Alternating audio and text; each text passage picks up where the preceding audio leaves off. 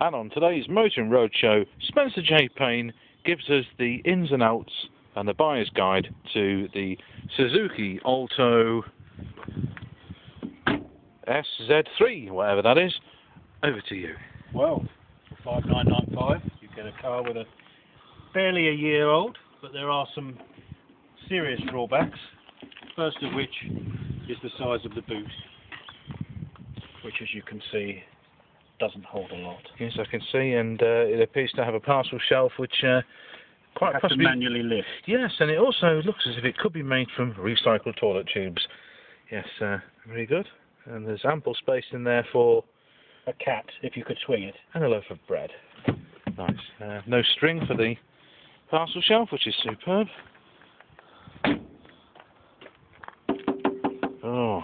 As we move on, we see that the rear doors, very, very excellent design here. We have a pop-out, so if you're claustrophobic, you've not got a lot of luck in I like I particularly like the bone-hard plastic and the exposed Phillips screws there, which is rather interesting altogether. Yes, I love little idea. Yes. Oh God. Now these cars are made in India, as you can see there. So my best recommendation when you first take delivery of it is to make sure there's no boa constrictors or anything that's crawled in at the factory, because that wouldn't be very pleasant. Or onion barges. Or onion barges.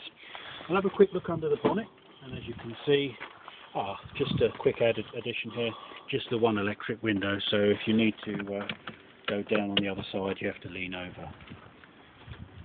Plastic wheel cocks, as you would expect on a car of this quality. But under the bonnet you've got a real beauty. A real beauty.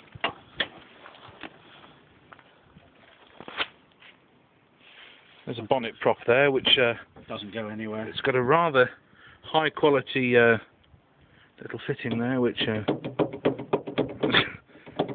oh. And no one seems to know where this in fact actually clips into. It just doesn't appear to have a home, so we'll put it there. As you can see, a small battery that would probably run a mobile for an hour, and a tiny little coolant bottle there, which has barely enough to suffice. There's lots of Japanese writing on it too. There's lots of Japanese writing. You'll also find somewhere in there a starter motor and indeed fuses. Marvellous. Let's hear the thing. Certainly. If you watch the engine as it turns over. Okay, we'll do that.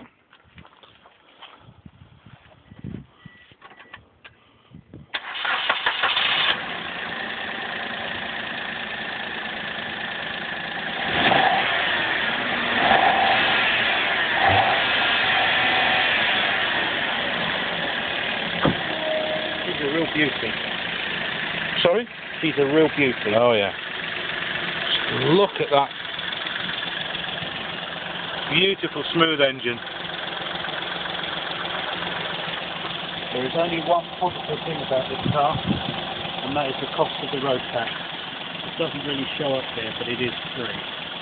Absolutely no cost at all. Well, I wouldn't want to pay. But the most impressive thing altogether on the Suzuki Alto ZX81 or whatever it's called is the way that the driver's door bounces up and down when you open the door here. That's dreadful, that. I don't know whether it's actually picking up on the video or not, but I'll try and keep the camera perfectly still. Look at my little finger bouncing around due to the vibration. That's just appalling. Well, that's all we've got time for today with the Suzuki, but we will be back next week and we'll be reviewing the new Talbot Samba, so join us then. Okay. Do you know, that engine's so quiet you barely know it's running, would you? No. Oh. Has it switched itself off?